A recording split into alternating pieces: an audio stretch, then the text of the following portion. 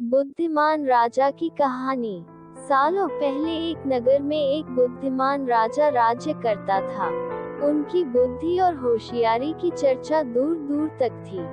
राजा कभी भी बिना सोचे समझे कुछ नहीं कहता और न ही किसी आरोपी की बात सुने बिना उसे सजा सुनाता था।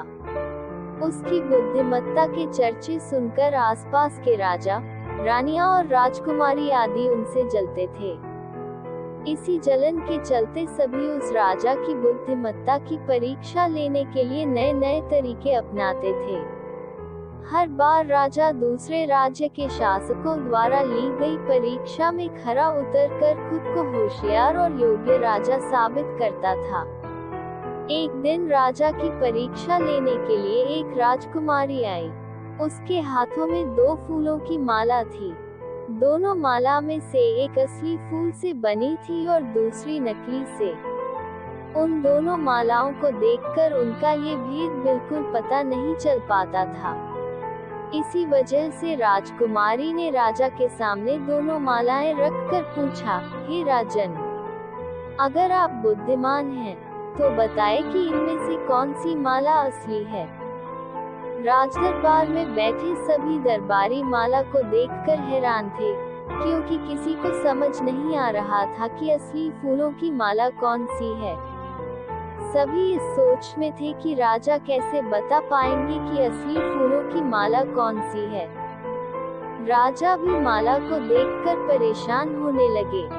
उसी वक्त उनके दिमाग में कुछ तरकीब आई। उन्होंने तुरंत अपने एक सेवक से कहा, बगीचे की खिड़कियों को खोल दो। सेवक ने बगीचे की खिड़की को जैसे ही खोला, तो राजा ने देखा कि फूल में बैठी मधुमक्खियां खिड़कियों से राज दरबार में आ रही हैं। वो कुछ देर मधुमक्खियों को ही देखते रहे। जैसे ही एकाध मधुमक्खी एक फूल की माला में बैठी, वैसे ही राजा ने कहा कि अब मैं बता सकता हूँ कि असली माला कौन सी है। राजा ने तुरंत उस माला की तरफ इशारा किया, जिस पर मधुमक्खी बैठ रखी थी। राजा की होशियारी देखकर दरबार में मौजूद सभी उनकी तारीफ करने लगे।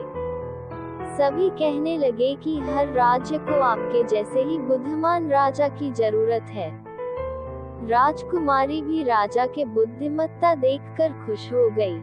उसने भी बुद्धिमान राजा की तारीफ में कुछ शब्द कहे और वहां से अपने राज्य की ओर निकल पड़ी। कहानी से सीख, अगर व्यक्ति अपनी बुद्धि का इस्तेमाल करे, तो वो हर प्रश्न का सही जवाब तलाश सकता है और हर मुसीबत का हल भी निकाल लेता है। संबंधित कहानियाँ। राजा और तोता की कहानी।